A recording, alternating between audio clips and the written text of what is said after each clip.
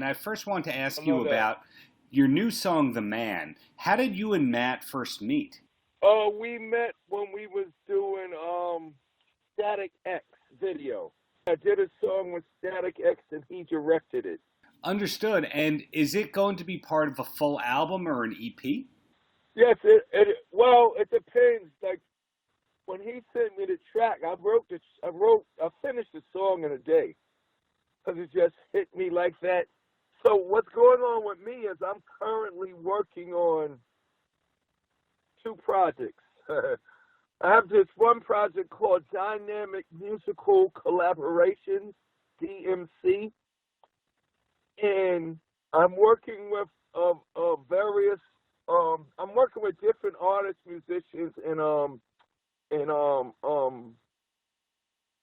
composers.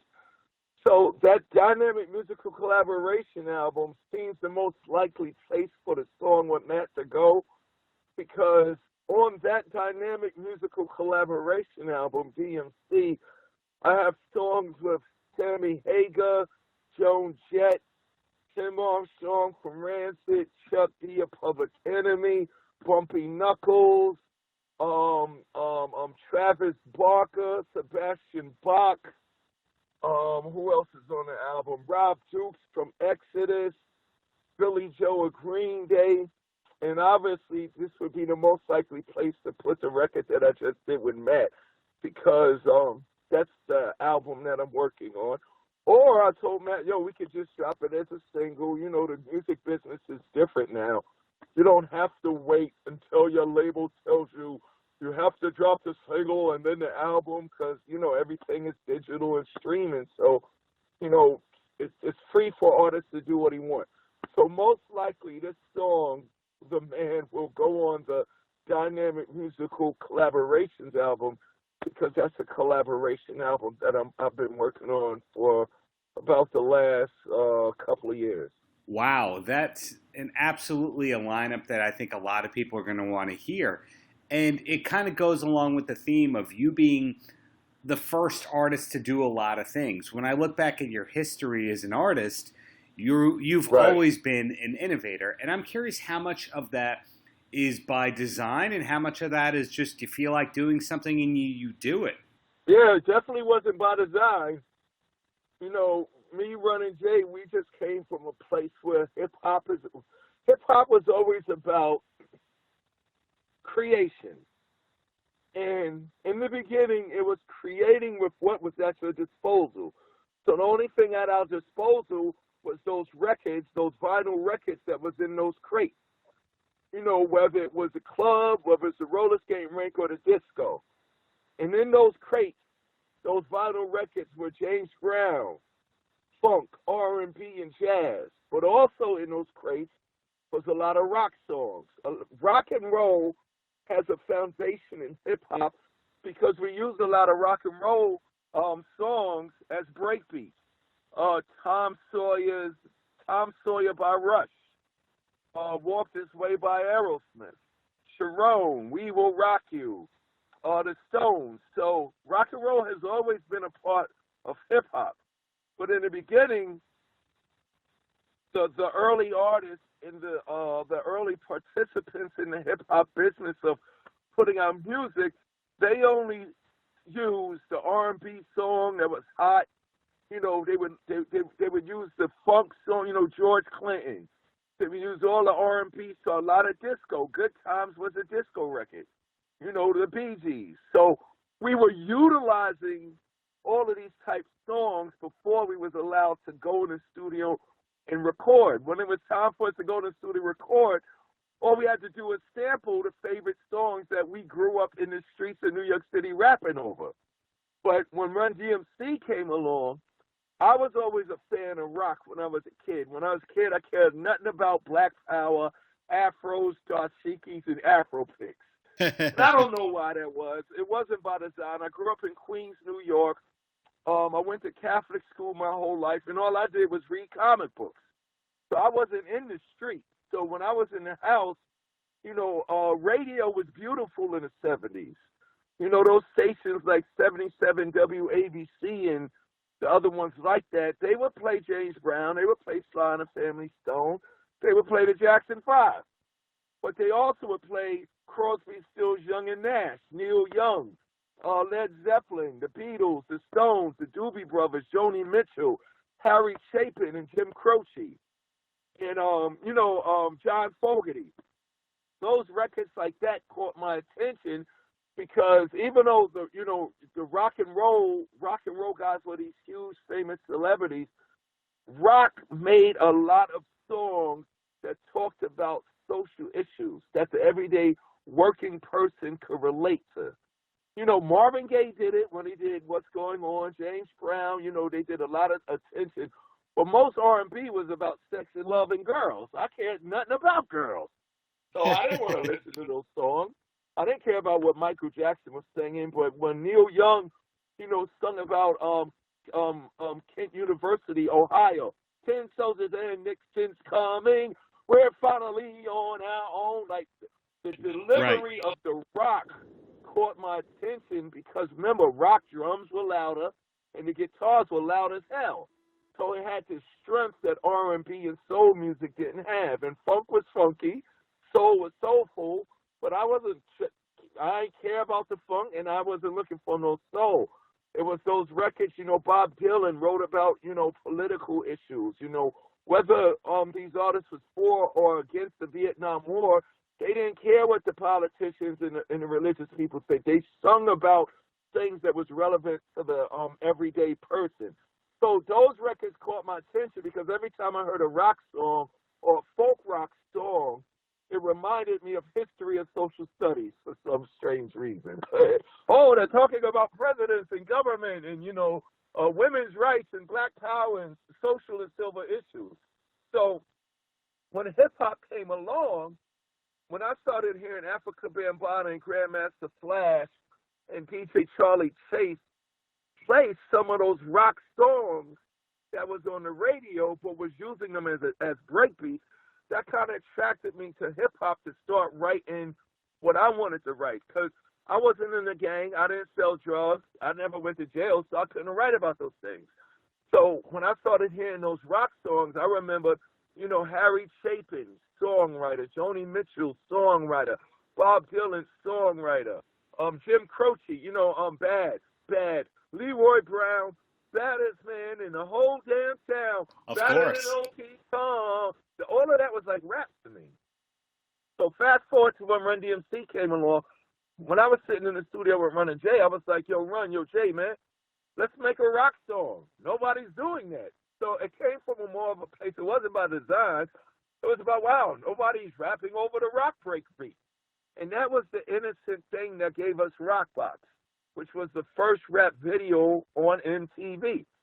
Then that was 1984. Then in 1985, we had the balls to call ourselves the King of Rock. We didn't say we're the Kings of Rap. We said we were the Kings of Rock. And in the King of Rock video, you had Larry Bud Melman from the David Letterman show of course, at the front door of a Rock and Roll Hall of Fame museum that didn't even exist yet, denying us entry into it. So I scream, I'm the King of Rock to Island Higher. We run into the museum, throw the hat on the Beatles, pull the plug on Jerry Lee Lewis, and step on Michael Jackson's glove. And it was funny, at the time, a lot of our black folk was like, Run-DMC is turning too white because they're doing rock music and this and that and all of this stuff. So in '86, we just said, yo, let's sample one of our favorite breakbeats. I didn't even know the record was called Walk This Way because I never heard it. I just knew, get the album with the toys on it and play number 4. Because the DJs would scratch out the titles of their song so the rival DJs wouldn't see what was spinning on the turntable. And it was Rick Rubin's idea to say, no, let's do the song that you're going to sample the way the band originally did it. He told us the name of the band was Aerosmith. He told us the name of the song was Walk This Way. He gave us the history. And we went in the studio to redo the record, and Rick just did something brilliant. He actually brought Steven Tyler and Joe Perry to the recording session. Right. So that gave us the infamous Walk This Way.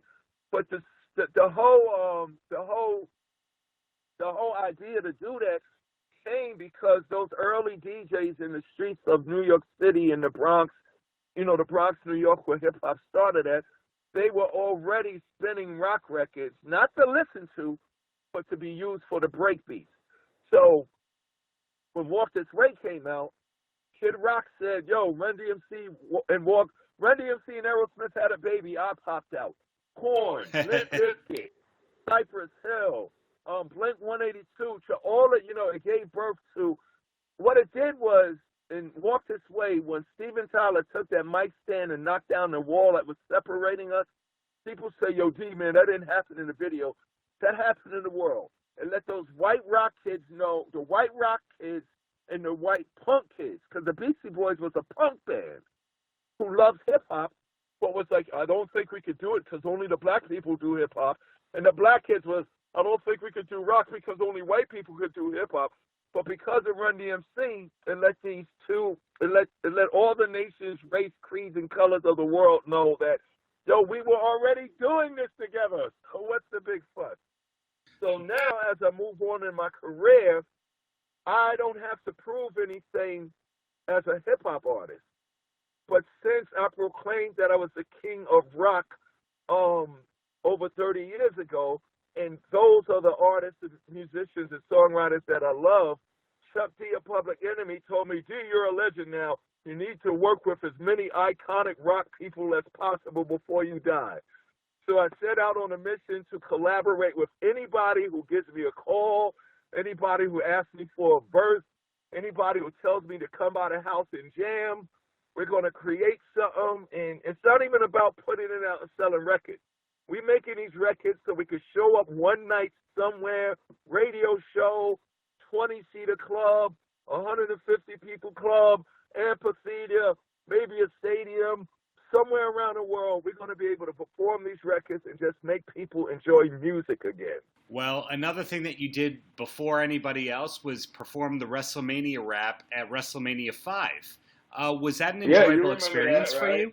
Well, that wasn't a Run-DMC plan. At the time, my road manager knew I was a huge, huge Hulk Hogan fan.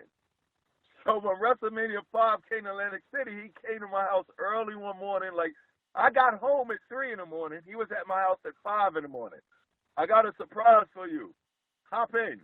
And he drove me to Atlantic City, WrestleMania 5. So that happened as a birthday gift to DMC. Jay and Run knew nothing about what the hell was going on.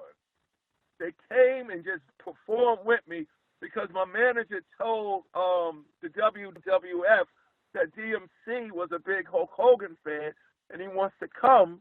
And they were fans of Run-DMC, so they said, yo, they really going to come? Or can they do us a favor? Can they record something to perform at WrestleMania 5?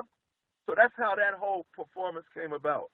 A lot of the off-the-grid things that happened with Run-DMC happened because I'm a comic book geek and nerd, and I like wrestling. Wow, and does that fandom of wrestling continue into today, or was that just an 80s thing? Yes. No, to this day. Bruno, it started before Hulk Hogan. Bruno's, I go back to, remember they used to sell the wrestling magazines? I started with Bruno Sammartino and Ivan Koloff and superstar Billy Graham, and I moved into Stone Cold Steve Austin. You know what I'm saying? Randy Orton, all of that. I'm just a big kid that was affected by 70s rock radio and comic books. I'm like a product of pop culture. As you speak to me, I am the Addams Family, the Munsters, Fred Flintstone, and the Brady Bunch. and I guess it's music.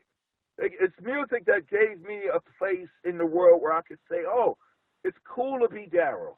Absolutely. So you just told me about the DMC project that's coming up. There's 2 different projects, basically. Are you still doing the comics thing? Yeah, Darryl Makes Comics. Right now, we're working on DMC number 4. I have 3 graphic novels out. We started it 3 years ago, and we're working on DMC number 4. And that's the thing that me and Riggs Morales, he was the guy that encouraged me to start a comic book publishing company because I went to meet Riggs at a music meeting, And at the music meeting, he just said to me, D, I don't want to interview you, but what was it like when you was little? And I was like, well, I went to Catholic school my whole life, and all I did was read, collect, and draw comic books. And he said comic books, and we sat there and we talked about comic books for 3 hours. We talked about comic books for 3 hours. He had to kick me out because we didn't have time to talk about music. But before I left, he said, yo, you should start a comic book company, because with a comic book, you could do the same thing you've been doing with your music for the last 30 years. And I was like, what's that? Inspire, motivate, entertain, and educate people. So since it was a love that we had in common before we knew that we had hip-hop in common, we started the Darryl Makes Comics publishing company. The other project is I'm actually in a band. After Jam Master Jay died, I mean, me and Run, we do shows. We do about 2 or 3 shows a year, but we only stick to festival appearances and, special occasion radio shows. But when Jam Master Jay died, I didn't want to stop doing my music. Run-DMC broke up. But, I'm at a point in my life where I'm David Grohl after Nirvana. I'm Paul McCartney after the Beatles, if you understand what I'm saying. After Jam Master Jay died, I didn't want to run around trying to be the DMC guy doing what me, Run, and Jay did together. So when Jay passed away, I said, I still got to do my music. So what I did was I put together a live band, drummer, guitar player, bass player, and a DJ, and I do my my Run-DMC classic catalog live. All of it is live. And when I put the band together, we gelled so well together that we started creating some new songs. So the first single for my band, and the band is called DMC and the Hellraisers, a little play on Raising Hell, because they're playing all my music live. So our first single is a song called Monster, which will drop in about 2 months with the new video to show DMC is not in Run-DMC no more. He's now in DMC and the Hellraisers. Sort of like, when David Grohl moved on, he didn't continue with Nirvana. He went and created the Foo Fighters. Paul McCartney, he didn't say, I'm Paul McCartney, formerly of the Beatles. He said, I'm Paul McCartney and Wings. So that's the second project that I'm also currently working simultaneously with the DMC Dynamic Music Collaboration Project. Okay, looking forward to that one. So in closing, Darryl, any last words for the kids? Yeah, I just want to tell the kids, man, creativity is in you. Don't try to imitate. Don't try to be part of something. What you create is special because it's coming from you. Don't try to be down with something. Try to create something that could be a part of something to take it to the next level. Like over the last couple of years, we got a lot of famous hip-hoppers, but nobody's evolving us. Everybody's just rapping now, which is cool. But I remember these words. Rick Rubin, who produced Raising Hell with us, and my first producer, Larry Smith, who produced the first 2 Run-DMC albums, both of them said to me, D, you could rap and everybody could rap, but could you make a rap song, or could you make a rock song that's going to get the attention of everybody? And what I mean by that, when I was 12 years old, I wasn't making music just to impress my 12-year-old friends. I wanted to impress everybody younger than me and everybody older than me. And that's what kids have to understand. It's not about the fame and fortune. It's about what you could provide to this world that's going to inspire, motivate, educate, and most importantly, have fun while you're doing it, and maybe a couple of dollars will come your way.